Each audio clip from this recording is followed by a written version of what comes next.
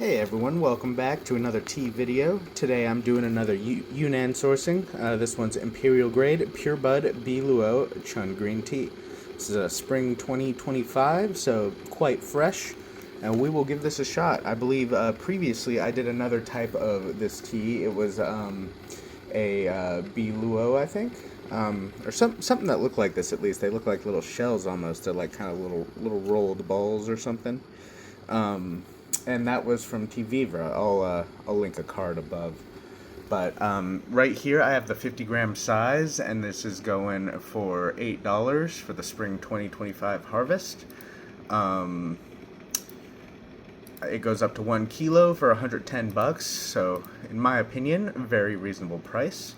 I'll read this for you. Feel free to skip ahead if you just want to see the tea. So tender shoots of tea buds are plucked during the first flush of spring or late autumn after the monsoons have dried up, and then expertly processed by hand into these tightly rolled pure bud pearls of fresh tea. Our imperial grade B Luo Chun was grown in the town of Mojiang in Simao. The varietal used is a hybrid Assamica called Yungkang 100. The taste of the tea is sweet, thick, and vibrant. There is some slight astringency that counters the sweetness, lending it depth and complexity. We recommend brewing with 90°C water, one flash rinsed, about 10 seconds, then brew for 15 to 20 seconds, and enjoy. With each successive infusion, add 15 seconds. Spring harvest is mid-February to early March. Autumn harvest is late September. Choose the harvest year in the drop-down menu below. So there is no autumn harvest available now, obviously, so spring harvest it is, but there's what it looks like. Pretty nice looking tea. I'll link it below. But let's do a smell profile, and we'll continue the trend to doing it out of the bag for the more concentrated scent.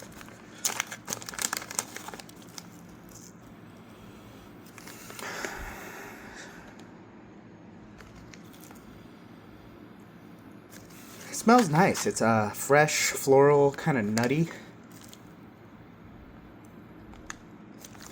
A little bit of sweetness. Really nice, inviting scent for sure. Nothing too strong, nothing funky.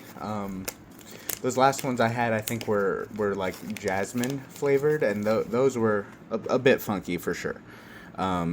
These ones, on the other hand, are very fresh, inviting. They feel kind of fuzzy, like a lot of these fresh green and white teas have, which is kind of interesting. But they look really nice. Look real high quality for sure.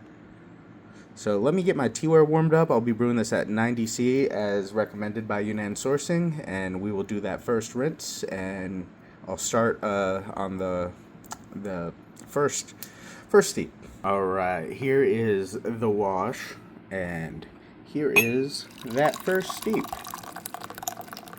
Wash was probably roughly 5 seconds. This first steep, roughly 15.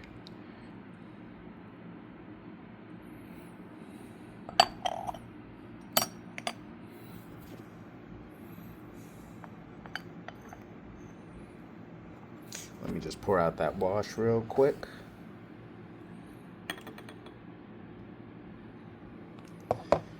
Alright, let's give these leaves a wet smell profile real quick.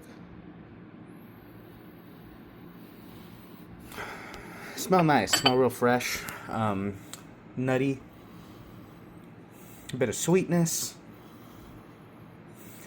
a bit of floral, definitely looking and smelling real good.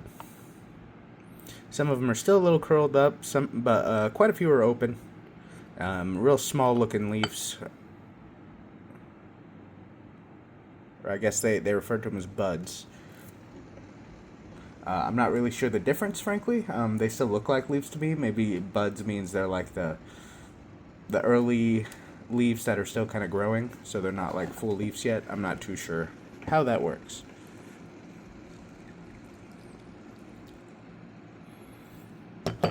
Alright, first noting the liquid, a little bit of haze to it, as I think I've come to expect from fresh green and white teas, it seems so far. But no muddiness, not too many small little bits floating around. Pretty nice color to it already. I don't know if it really translates to camera, but it is kind of, I think, more golden looking in person. On the camera it looks kind of weird. Kind of like a weird tan off color on camera, but in person it definitely looks nicer, I think. Um, but yeah, let's give this a taste.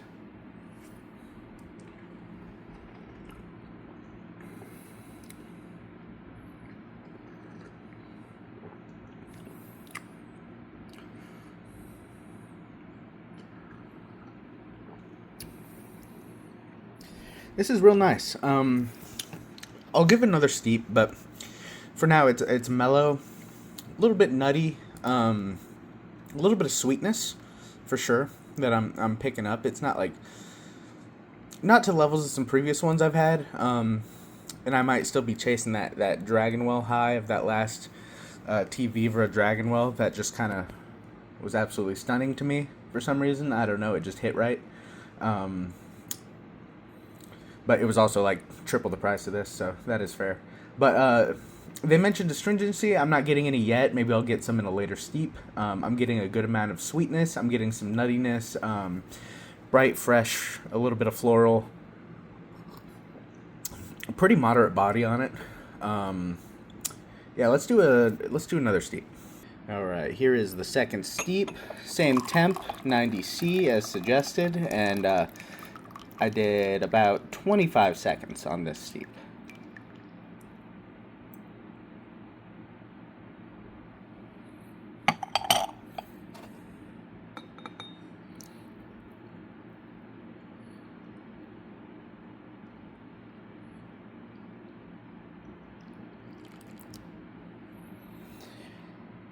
Not too much dust or specks in there. Still looks very clean. I think that golden color's starting to come through a little more. Starting to be a little more vibrant. Leaves definitely open now. Looking good, looking nice. Real little, real soft, like smooth leaves.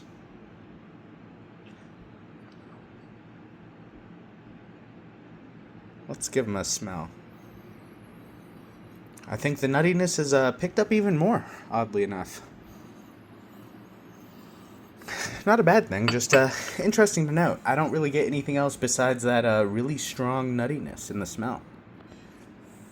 While I'm waiting for this to cool, something to note is if you haven't gotten any green tea for from this year's season yet, I would suggest you do.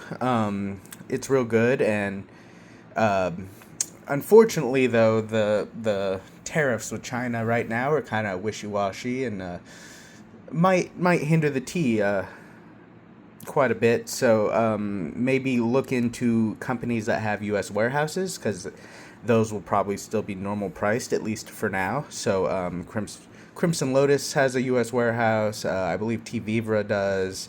Yunnan Sourcing. Jesse's Tea House. Who else you got? You got the was it the oh yeah, the Steeping Room. I don't know. Let me know if I forgot any others, but I believe those all have U.S. warehouses, so shouldn't be affected by tariffs currently. As to if that will remain so, I have no clue. But if you want to get green tea from any of those U.S. warehouse companies, I would suggest you do it sooner rather than later. I'm not sure how long these tariffs are going to go on, and if there will be a supply of tea that will be reasonably priced going forward. So yeah, just keep that in mind when watching all these teas, because they're all from China. So you know, if we have 160% plus tariffs on it, it immediately more than doubles in price for an $8 tea. So something affordable and cheap and reasonable becomes expensive and not worth it, and so everyone suffers. Tea drinkers, tea farmers, dudes just picking leaves. So yeah.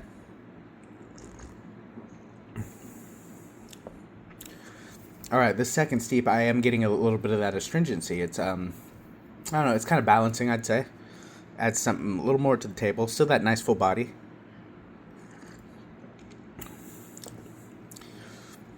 Definitely a little more savory now, I think. There is still some sweetness in there, but definitely that astringency mixed with the savory, I think, is more present. And then it's definitely nutty. It's definitely fresh tasting. Getting still a little bit of that floralness. Not getting a lot of herby or like grassy notes anymore at this point. But yeah, this is a great tea. I think it's very reasonable for the price. High quality. It's tasty. It's good.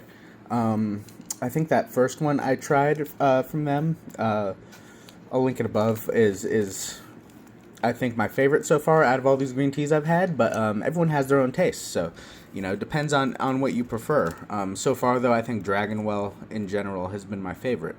But if you don't like the sizes on these, look around, check other companies, check prices, compare, shop and save.